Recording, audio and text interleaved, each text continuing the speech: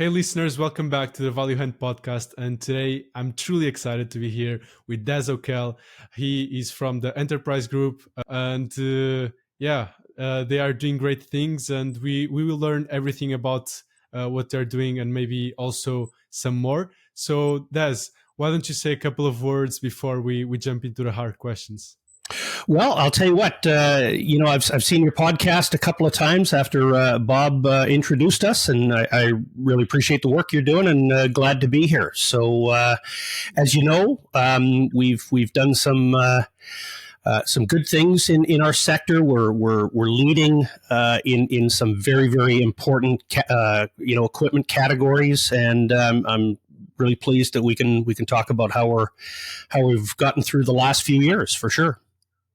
Perfect. So, if that's okay, we'll start from the questions I got from the audience, and then we'll jump into my questions. So, the first question is actually, are more mining companies now renting EVO systems? Well, we've identified that the mining sector, for the work that we've done so far, we're not aware of any type of electrification systems outside of the incumbent, which is diesel fuel.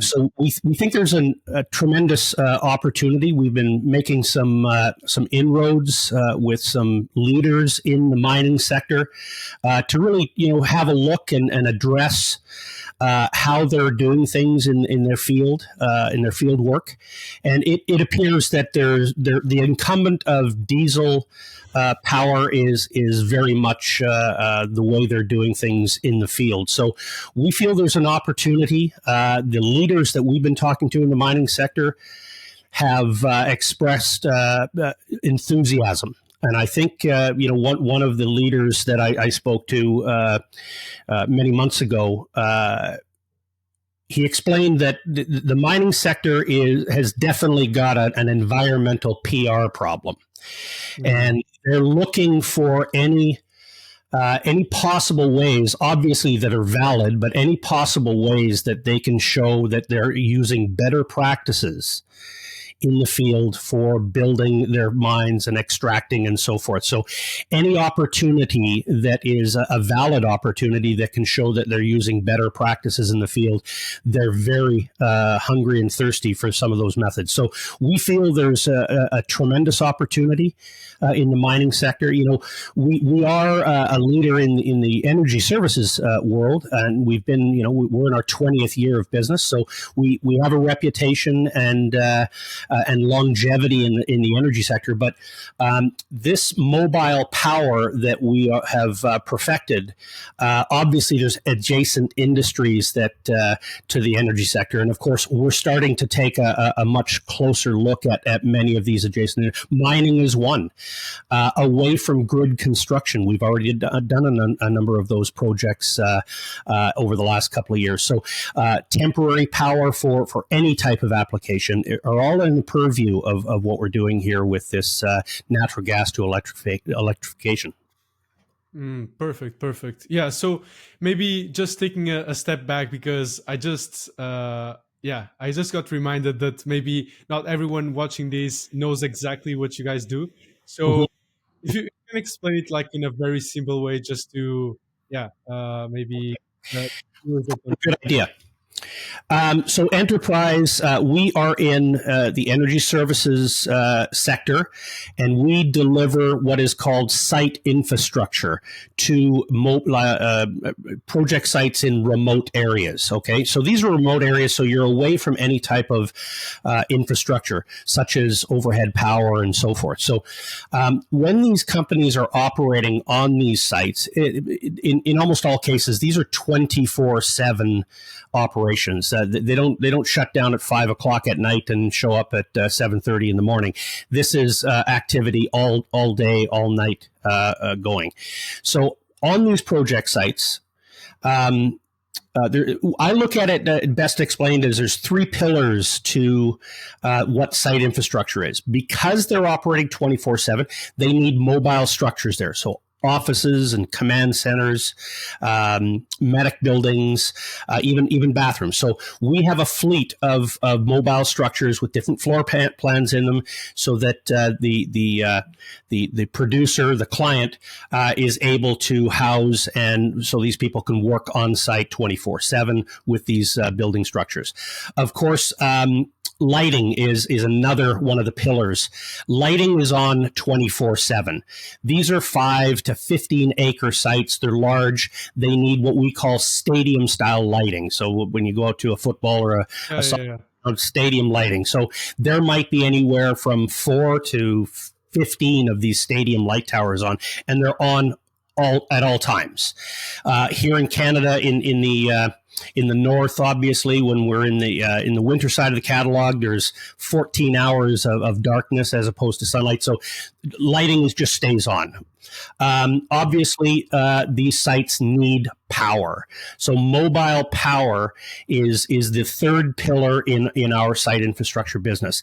And it's the power division that we have, that we've developed some very innovative methods and opportunities where it's not only cheaper to operate, there's a safety component to it, and there is an emissions reduction when we move from the incumbent of utilizing diesel fuel and moving to a natural gas system.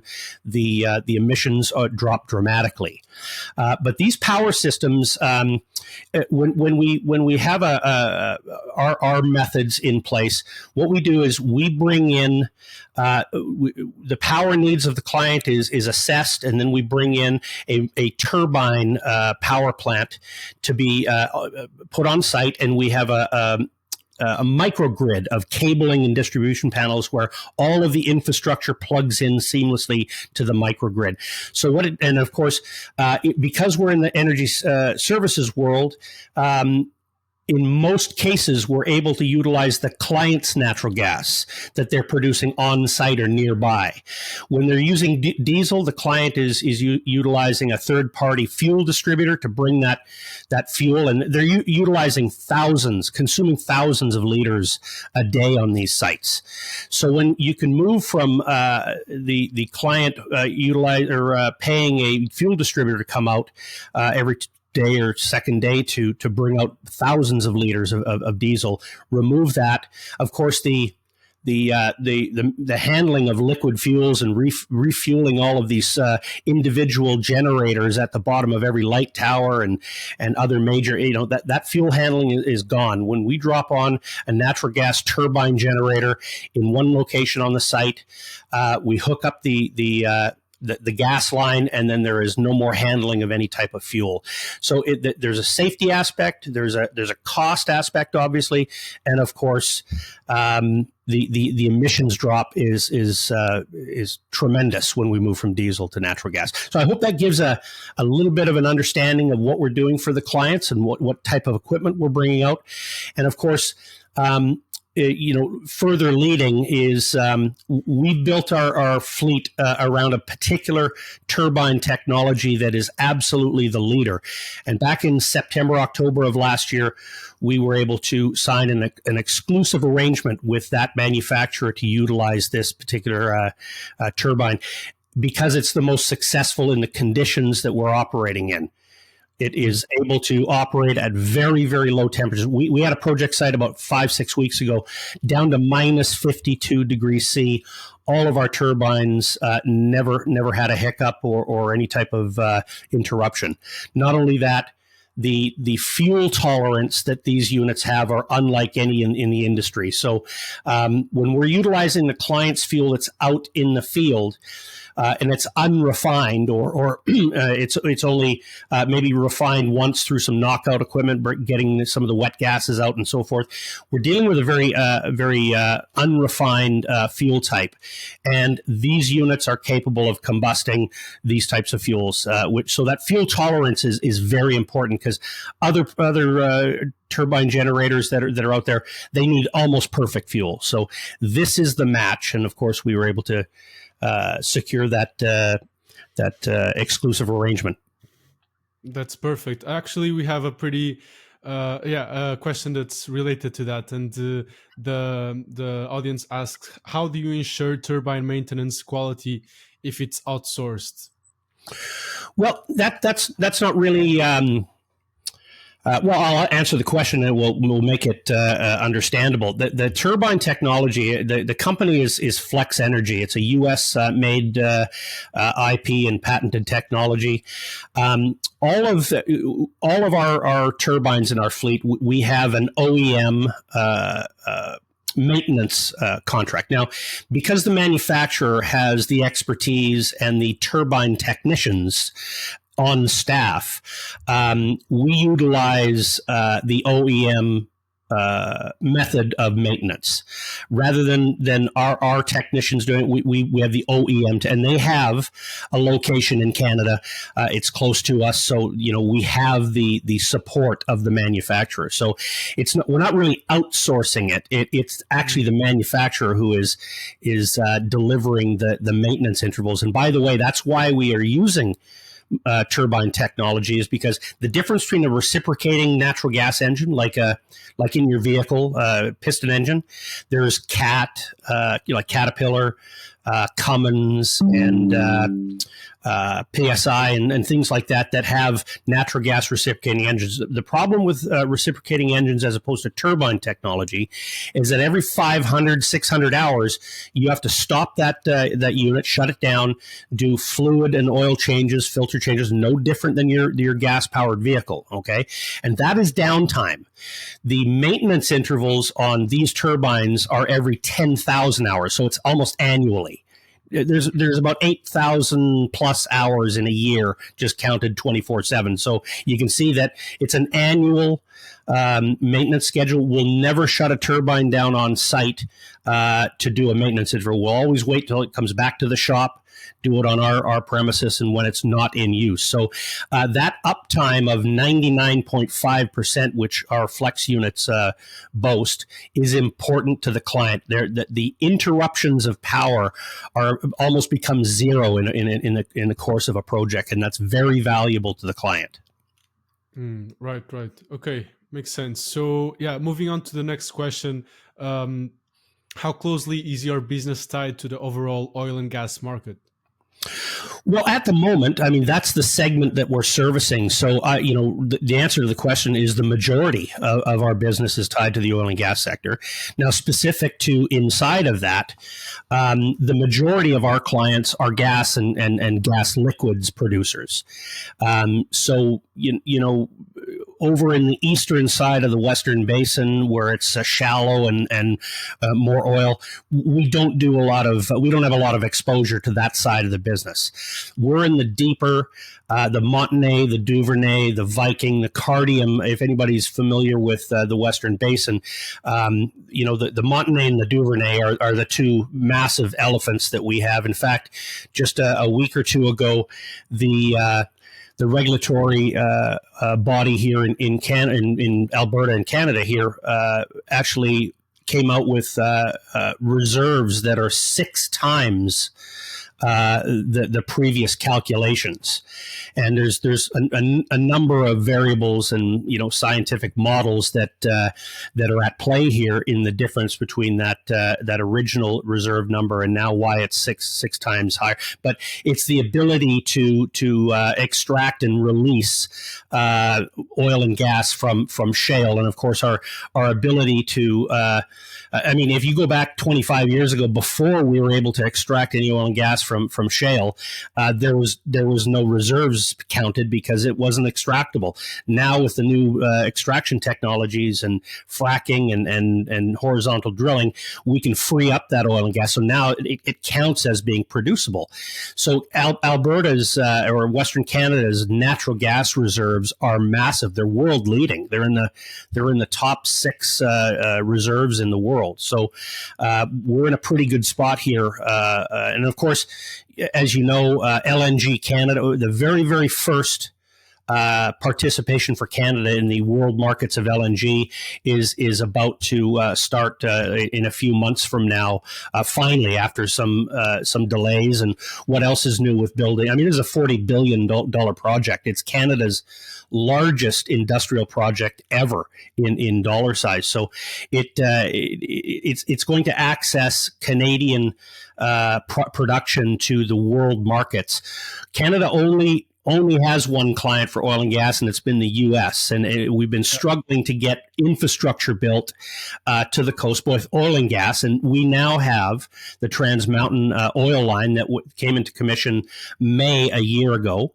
And that is almost 600,000 barrels a day solely getting out onto the ocean tankers and accessing mostly the Asian market, but the world market. And of course, with this LNG project, that'll be the first LNG project for Canada. So these are needle movers for Canadian producers. Yeah, so I guess you have a good you're in a good position, I guess. Yeah, my next question is actually a bit unrelated. It's on, will Enterprise start hosting quarterly earning calls for better transparency? Yeah, we'll likely be holding calls after quarterly and annual financials. Yep. Okay, so I guess the viewer also wants to understand a bit better, why haven't you done so already? Well, I'll tell you. Our energy sector has, like I said, we're in our 20th year. The last era when Canadian producers and energy services companies were in favor was that, previous 2011 to 2014. Later in 2014, when the world oil markets got crushed, here in Canada, our energy economy was flat, very, very low activity for 7 years, and it didn't pick back up until the middle of 2021. So back in that era, 2012, 13, 14, we were doing quarterly calls and so forth. And then, of course, once the whole energy sector went out of favor, I mean, no one was interested. Yeah, okay. I mean, we had eight analysts covering us in 2013 and 14. Only 2 of those analysts are even still in the business today. We're a small cap company, or even micro cap to small cap company, and many brokerage firms or capital markets firms, they only have enough analyst capacity. So, we went without any recognition. Our whole industry was without any recognition up until just recently. So, like I said, it came up with us and management and directors here recently. So we'll likely start putting in place a call. Perfect. I think that answers it perfectly. The next question is on the well-discussed political aspect of things. How will political and trade uncertainties impact Enterprise's growth? Yeah, well, so far, the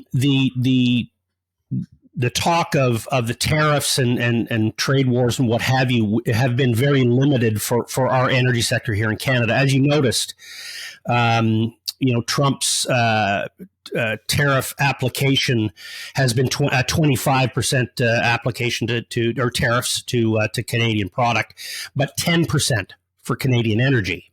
Okay, so when you look at who pays tariffs. So in the U.S., when they're bringing in oil and gas, especially when Canada is, the number moves around, but it's about 4.5 million barrels of oil it passes through to the U.S. every day.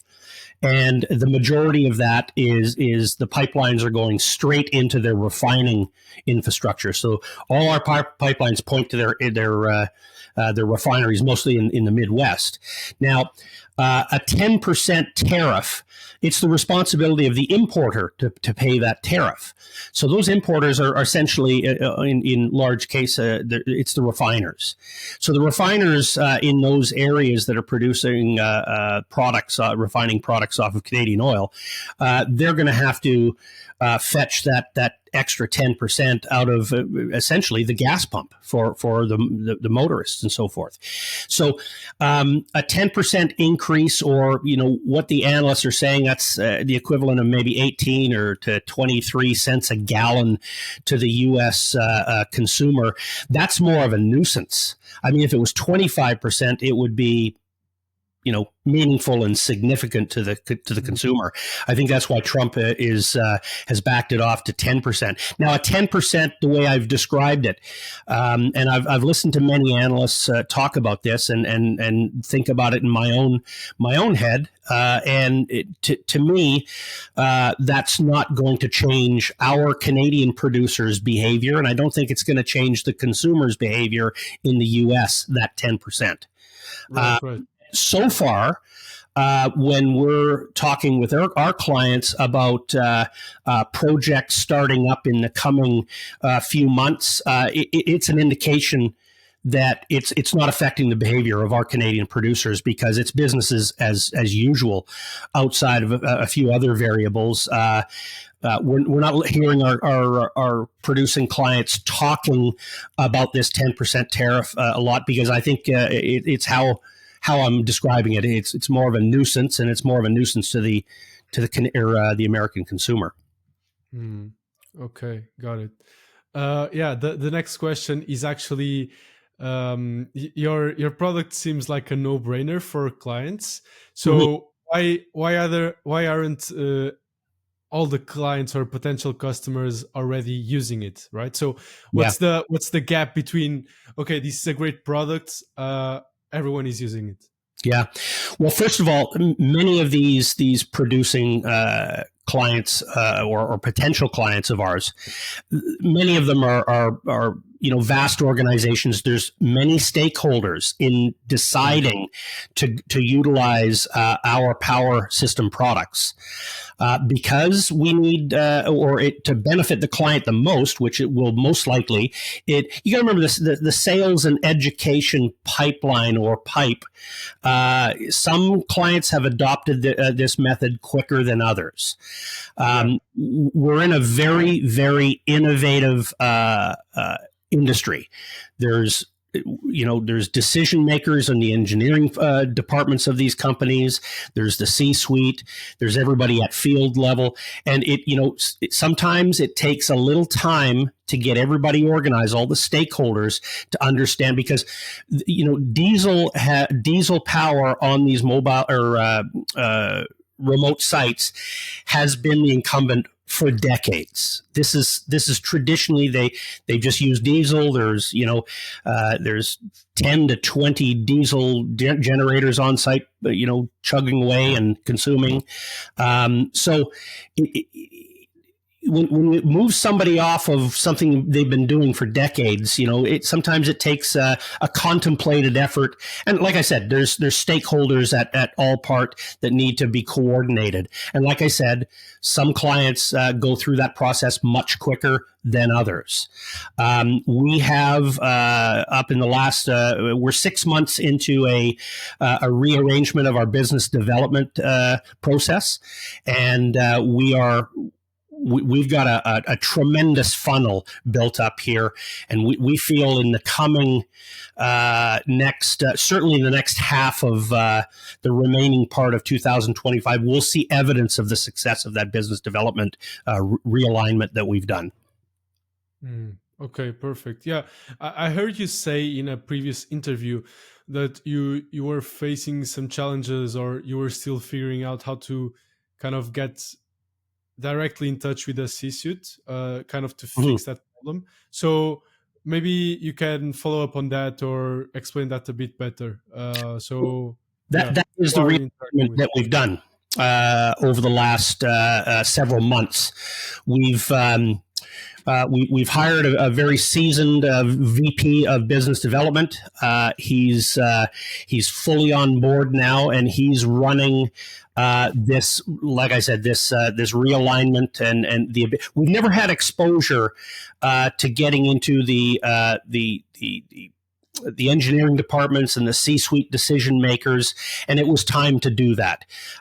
Much of our our business development has been at the field level, and of course, many decisions are decided at the field level. But what we're doing in our power and electrification methods, there's more stakeholders involved. So we realigned, we built up momentum and adopted many clients into these methods by our field level business development. But we've had to expand that, realign it, and get exposure from C-suite all the way down to field level. And we are now well represented, and we do have that proper exposure now. And like I said, the funnel is filling up. So that time to introduction to our methods, to using it and applying it in their field, we're filling up that funnel right now. And we feel we're in a great spot. Last year we had a rocket fueled first half of the year. And through some other variables, the back half of the year slowed down. That clients were backing their projects off on a timing thing. Now we're into Q1. Our Q1 is not like Q4. It's a much stronger Q1 than what we experienced in Q4. But the project. The requests for quotes and pricing, because projects there's many projects starting in June and July.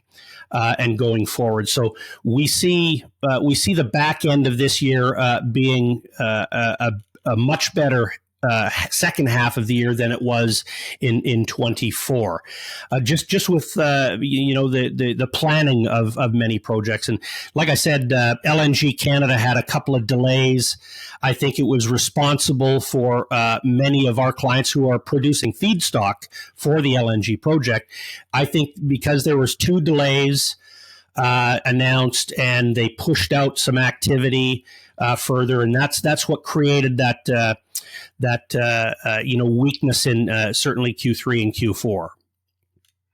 Okay, got it. Yeah, we have a bunch of questions on Q4, so I hope you're prepared. But here they say, Enterprise Group's Q4 2024 earnings fell below expectations, with revenue, net income, and EBITDA missing projections. What were the primary factors behind this underperformance? I guess you already explained a bit why that's the case. Yeah, it's predominantly just delays in projects, setting them up. You got to remember, we had a rocket fueled first half of the year. Many of the clients, seeing that there was opportunities with some delays in some of these infrastructure projects, they spent a tremendous amount of capex, development capex, in the first half of the year, and I think they were absolutely willing just to let it breathe for a little while because of some of these delays in infrastructure. That's clearly our top clients that are were absolutely chock-a-block busy with their activity in the first half of the year, backed off, and now because we're not privy to many of these things, but we can see how it's played out. That obviously with some of these delays, they just felt that we'll delay, push out some capex, push it into 2025. They're electing to do that. The good thing is we're seeing a great deal of planning for. So we're just entering spring breakup here. David. So, this is where we go from frozen ground, very, very competent ground, to muddy and wet. And then once it starts drying up, that's when you get the increase again. And many of these projects are being planned for June, July, which is when you get dry and the season and the ground is more competent. So we're looking forward to that time. I think right now, like I said, Q1 is a good Q1 that we're in finishing off right now. It's got to look at the Q1 of last year, which was absolutely rocket fueled. So I'm not sure if we're gonna meet last year's sizable Q1, but we'll be close. We'll be close, and the numbers should reflect a good quarter. Got it. yeah, it's always hard to kind of live up to a fantastic or phenomenal like quarter or something like that. So yeah, I feel you. So Enterprise Group recently raised 28 million through a short-term prospectus. How will this capital be deployed, and what specific returns should investors expect from these investments? Yeah, well, obviously, we have plans for meaningful growth here going out forward. So the capital will fund the expansion of the fleet, and we expect to continue to deliver these margins and the profitability going forward. So, if you look at the development or the trajectory of our annual numbers, certainly for, we've announced 24, and if you look at 23 and 22, and you look at those 3 years, you've been seeing, obviously revenue increases, but we've been building on those margins. And right now, on an annual basis, consolidated annual basis, our gross margins are in the well into the 40s, and our EBITDAs are in the very high 30s, low 40s.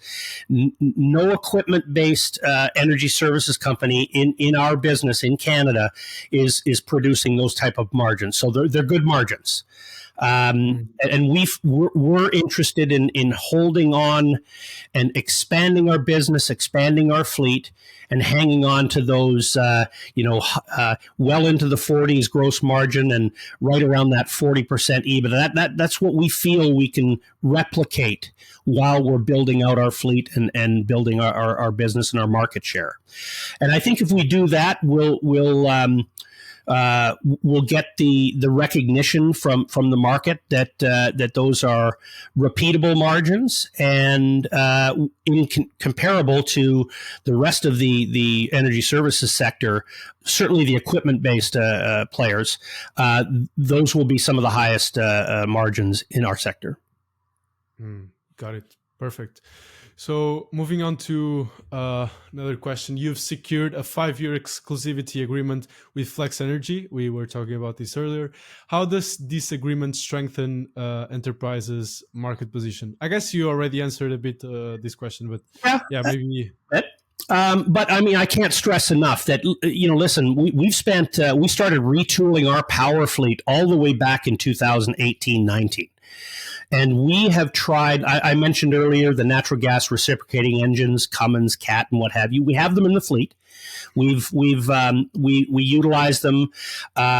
We realize that for the reasons I mentioned before, because their maintenance intervals are 500 and 600 hours, which are very, very tight intervals, you have to shut down those units to do the maintenance interval and so on. Those are interruptions that to be honest with you, they're annoying. They're in some cases where clients cannot lose power during those maintenance intervals. You have to bring out other power to make sure it's seamless, and of course there's cost of those maintenance intervals. So when we started to look and develop our power business, we started to look at other equipment opportunities, and we've tried in the microturbine world. There's only 3 manufacturers. So one of them is a European built unit, and its size and it's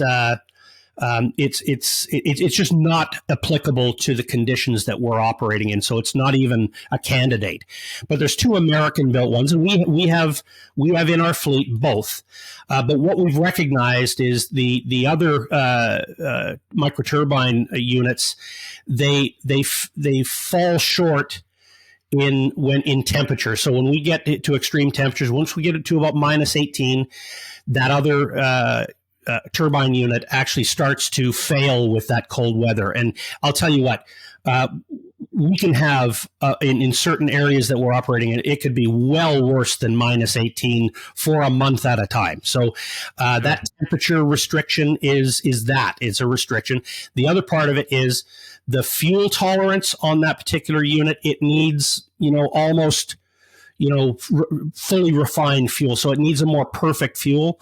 That's something that in the conditions we're operating, we're not always going to have perfect fuel. In fact, it just it doesn't exist in the field. We're able to combust with the flex unit, solution gas, field gas, flare gas. So this is all unrefined gas production out in the field. I mean, there is a limit, but I'll tell you, the fuel tolerance and the ability to combust all of these unrefined fuels are an absolute advantage with the flex. So it was the exclusive arrangement that we were able to arrange with Flex, the manufacturer. Now that fortifies our moat. None of our competitors in the site infrastructure world, they can't get their hands on this unit. If they want to build a fleet and compete with us with Cat and Cummins or any of these other turbines, that they just simply don't deliver for the client. So we'll always be in that leadership position with this particular Flex unit, unless something else comes along. And the industry is well known. It's not huge, so. That's why when you ask the question, how does this strengthen? Well, if nobody else can get this unit and it's the most successful technology under these conditions that we're operating in, then we should be able to maintain that tip of the spear leadership position in mobile power.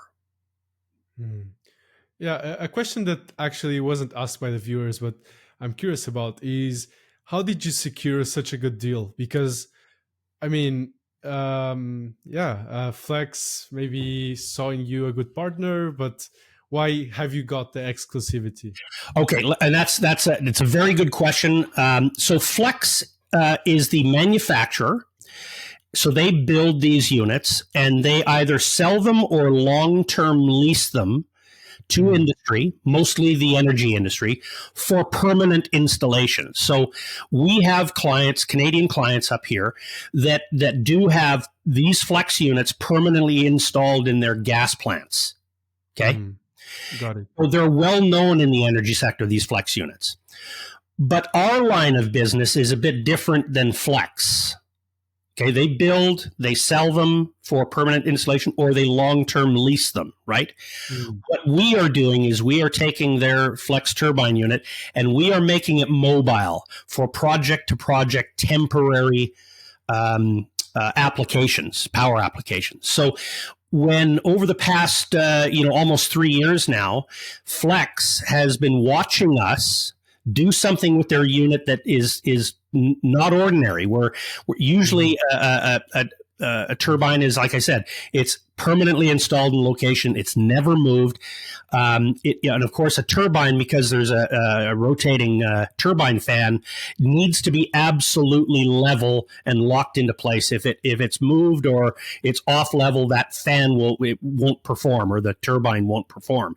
So we've kind of perfected making this mobile, setting it down, and our projects they last from several weeks to several months. And then we pick up and all the stuff is mobilized to the next location and so forth. So they're watching us build up our fleet and watching what we're doing in the temporary project-to-project style business, which they don't do. And they're saying, well, once they build up their fleet over at Enterprise, are they going to be potentially a competitor to us in a more long-term setting? So they came to us, actually, and said, we like what you're doing. We're very enthusiastic, and we've built a very, very desirable relationship with the Flex people. And they said, okay, we'll work with you on an exclusive. So all your project temporary applications you can have. Nobody else can have it. Just you stay in your lane, and we'll stay in our lane. And we'll work together. We'll refer each other. When somebody needs a permanent installation on a unit, you refer them to. And if somebody needs temporary power, we'll refer. So it's a very, very collaborative arrangement, and it's one that Flex seeked out before us. I mean, we were contemplating putting together an approach to secure an exclusive, but they actually brought it up first. That's a really interesting story. Yeah. Thank you so much. So Next question is I actually have only 2 questions from the audience left, and then we'll jump into my questions. So, some analysts suggest that 2025 may be a lost year due to economic and industry headwinds. Do you agree with this assessment? And if not, what's the case for enterprise outperforming expectations? Well, I think a lost year. I'm not sure which analyst said that, but anyway, it doesn't matter. I think I'm torn with that comment, but I mean, this is the year of LNG for Canada. We've been building up the production capability and what have you to put the feedstock of natural gas into that system. Yes, we've experienced delays. It seems like today major projects always seem to have some hang-ups and interruptions and delays. What else is new? But the fact of the matter is this is the year that Canada is going to start shipping LNG cargo to the world markets. And that is an absolute needle mover, like I explained before, for Canadian producers and those of us that are supporting those producers in the development of the production. It's important to note that there are 3 other LNG projects that are at various advanced stages of permitting, financing, and even construction. And those are, in fact, one of them was just in the news the other day. The Cedar LNG, which is the majority ownership is with one of the First Nation, the Haisla First Nations group out on the coast of BC, north coast of BC, and their partners, midstream partners, is Pembina Pipelines. And just recently, like I said, there was an article. It looks like the Canadian federal government has provided some kind of loan guarantee for them to continue on in securing the construction of that. So that's one of the next LNG projects to be built, and that's right out in the same area as the LNG Canada out in Kitimat. It's over in Prince Rupert area. Also, wood fiber, which is Indonesian billionaire, private money, and he's under construction in the area of Squamish on the coast. And it's the Squamish First Nations that are his partner as well. So that's another LNG project that's under construction. They've delayed their date of completion as well, but nevertheless, it's under construction. And then there's another First Nations owned LNG project called Kississam LNG, and like the Haisla Cedar project, it's just a little further in line from construction and so forth. But those 3 projects look to be projects that will be completed. So Canada's participation in the LNG world is something that it doesn't stop at this LNG Canada.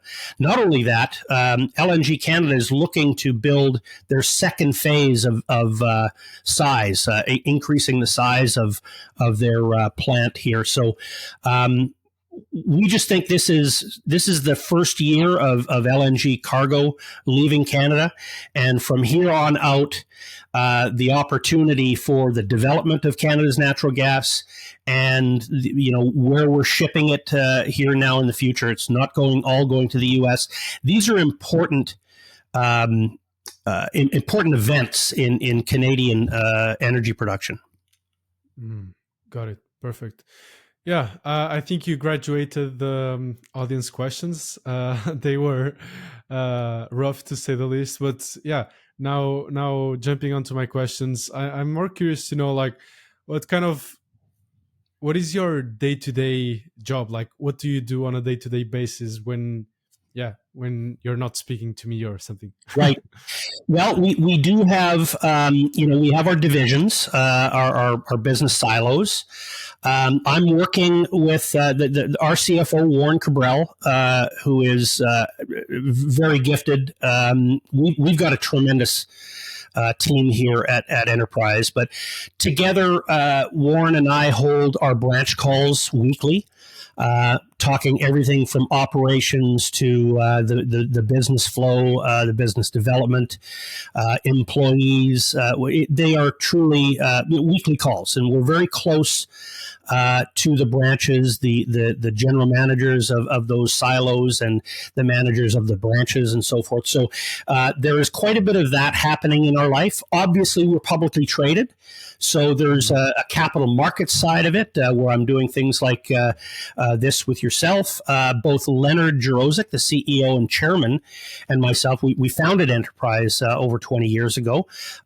We handle the capital markets, the meetings, the everything to do with getting the stock. Here's an example. 3-4 years ago, just before our Canadian energy sector started rising again with more interest, we felt that there was a story to tell, and we hadn't gone around to talk to any of these securities firms and analysts in years. So we started about 3 years ago booking some meetings and telling the story of what we've developed here and developed into with our new power innovations and offerings, and of course at the same time every quarter we're booking better tracking of our financial results, and eventually we started to get some recognition, and really that started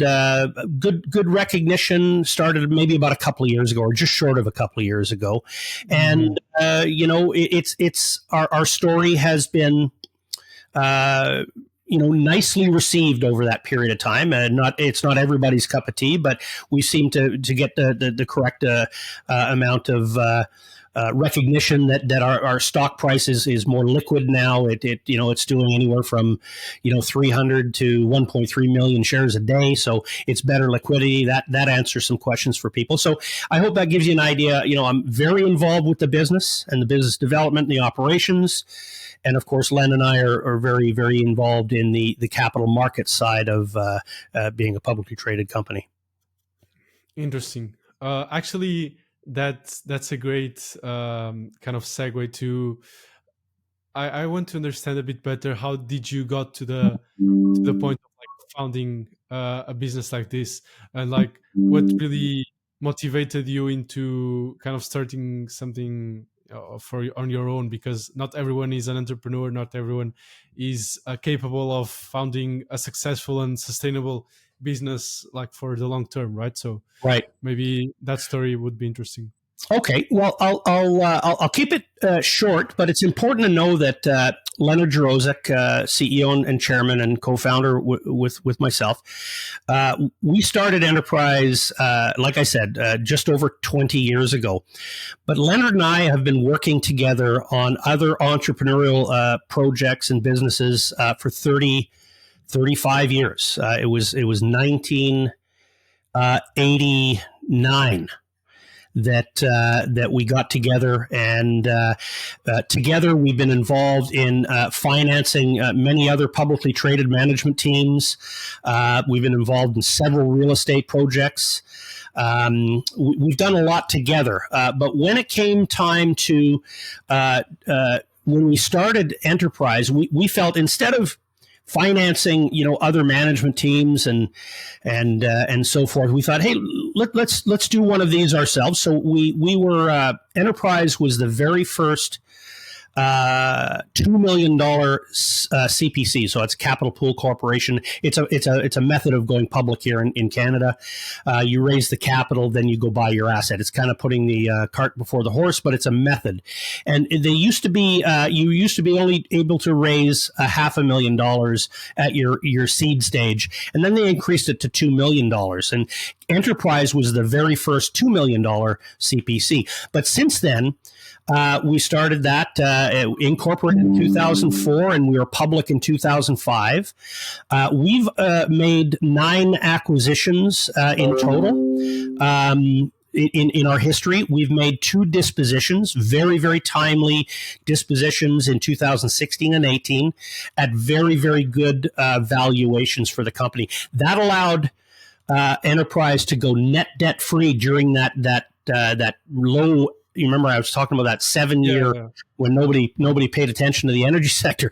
It put us in a position to go net debt free, and allowed us to have the financial nimbleness to start retooling and developing our new power systems, because we started that before the uptick in our sector. So we were once our sector got looking for expansion in capex and developing more production and so forth, we were ready with this new innovative opportunity in mobile power. So I hope that gives you a little bit of indication where I've been, and Leonard, and we have a tremendous history, almost 35 plus years together, but enterprise being certainly to the last 20 of it. Yeah, that's pretty unique. Like usually, yeah, relationships deteriorate as everything. So it's pretty interesting that you were able to get along for so much time and still thrive today. So I'm also curious to know, how does it feel to be in your role? Because obviously, I guess again, it's not for everyone. You have to deal with not only kind of the pressure of delivering, but also with the markets that it isn't usually like the kindest, persons to deal with or something Mm-hmm. like that. But just curious to know, how does it feel, and like what motivates you to still wake up every day and like do your job and do it like well? Well, I can comfortably say we like what we're doing.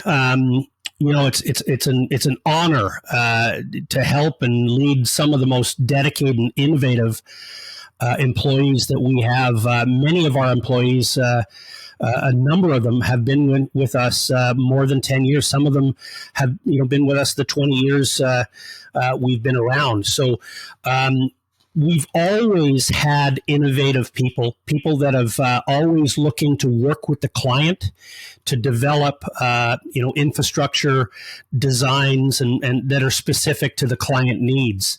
We don't talk about this much, but inside collectively of the company, we have almost 30 design patents on some of our equipment designs. The designs have been novel enough that we've been able to secure design patents. So we have a tremendous amount of intuitive, innovative employees that if they come up with ideas that we can sit around and say, okay, the client wants this, and we will fund the development of a piece of equipment if we can see the success and the demand for it. It has to start with one client at least has to, and we build these in our facilities, and if it's successful, we end up just increasing the fleet of those particular designs. And like I said, over the years, it's been an honor to work with many of these employees who love to be creative with equipment designs. Yeah, that's pretty interesting. And how do you find good people? Because I guess that's one of the bottlenecks. Yeah. Well, I'll tell you what, when you find them, you keep them. Okay. You make sure that you make all opportunities to make them stay. Now, of course, when you are working with an employee who is innovative and has many things to offer, and you support them with the funding of the development of anything that they're these ideas, they feel obviously validated and worth something at this operation, because we see their vision. They've been speaking directly with the client, and there's a desire and a demand there. So together with that, I think many of these employees are it's a good feeling place if you've got an idea and you can see it through to an actual commercially accepted design. I think that's valuable for an employee. So I think it's a good spot to work. Like you said, your other part of the question was, how do you find good people? Well, there are good people out there. Right now, there is, and there has been for a while. It's tough to find people, let alone good people. And I'll tell you that we're a little bit. The reason why I like our business is because we can do a lot with very, very low employee counts, as opposed to like the drillers and the frackers. I mean, I'd hate to be those guys where, they bring out another rig and they got to hire another 20, 30 people at a go. I mean, our branches, at any given time, we're looking for one, maybe two people in these branches, and we've been able to manage that. I'd hate to be looking in any one of our locations, say, hey, we got to hire 15 guys or 15 and support staff and so forth. That would be tough. But we've been able to manage this. And I think people see us, potential employees see us as a good opportunity to work for, because they can see what we're doing. Yeah. I'm going to go on a little tangent here, but there are companies entering Portugal, where I live. They are trying to hire like 300 software engineers at a go. And like, first of all, there isn't that much supply from universities. And second, like, I can't imagine how hard it is to really be able to filter out the bad stuff, because at that point you just have to take everything, right? So you take everything, and of course everybody shows their behavior after a few months, and it either exactly. But you're right, you got to take it all and then weed things out along the way. Yeah, that's interesting. But I'm also a bit curious about what you like to do outside of work. So like, any hobbies, any passions? Maybe that would be cool. Well, on the sports end of it, I play golf. We're in Canada here, so golf courses still have some snow on them, but in the next few weeks they'll be open. I'm a racket player, so I play squash. The new game of pickleball is big, and I play that as well. I play some tennis. I'm a musician, so I'm a drummer. So I play music. I've been playing music since I was, a teenager, and so that's part of my life as well. I own a bunch of audio and recording gear, so that's a little bit of a hobby as well. So that's what I do in my spare time. I like to get around, and I live at a spot where it's a little outside of the metro area, and the ability to walk and hike right out my back door is we're surrounded by some of the nicest lakes in the world. So we're in a good spot here. So outdoors and sports and playing music is what I do in my off time. Cool. That's also why you have a professional mix table. We were talking before recording. You're saying, yeah, let me plug this into the table or something. I was like, okay. That's right. Yeah. Interesting. Okay. So last question is a bit deep, so be prepared, but feel free to answer however you want. And it's like, what do you fear in general? Okay. Well, I'll tell you, I'm not sure, you're from Portugal, and I'm not sure if you're, aware of Canada's federal government administration. And, we've had Justin Trudeau resign. We've had a Mark Carney come in to replace him as leader of the Liberal Party. We've had these Liberals in here for almost a decade. I fear another Liberal government, a Canadian Liberal government for another 4 years. I think we're in a bad spot in a number of different metrics, and I don't think we can have another 4 years of this type of governance. So that's what I fear. This, I think we've been walking down a path of every policy is seen through the lens of climate change. Everything has got climate change or DEI attached to it, and after 10 years of it, we are in a bad spot comparatively speaking with other OECD countries. And I feel another Liberal government will take Canada past the point of rescue on the economic side of things. So I fear that. Canada is a major oil and gas producer, and I don't think anyone will damage that. But I'll tell you what, we do need a new line of thinking in our federal government, and I'm cheering for that guy right now. Perfect. Yeah. I think that's a good question, and it wraps up our wonderful conversation. I just want to thank you again for agreeing to do this. It was a pleasure to have you on, and I'm rooting for Enterprise for the future. I think you're doing very interesting stuff. And yeah, I'm studying mechanical engineering, so everything machines and turbines and everything like that, it's pretty cool. So yeah, You thank you so have an much. open invitation to visit us, and we'll take you around our facility and maybe out Cool. to a couple of sites. So if you head to Canada, come see us. I will make sure to put that in my bucket list. Perfect. Well, So thank you. yeah, thank you so much. Okay, cheers.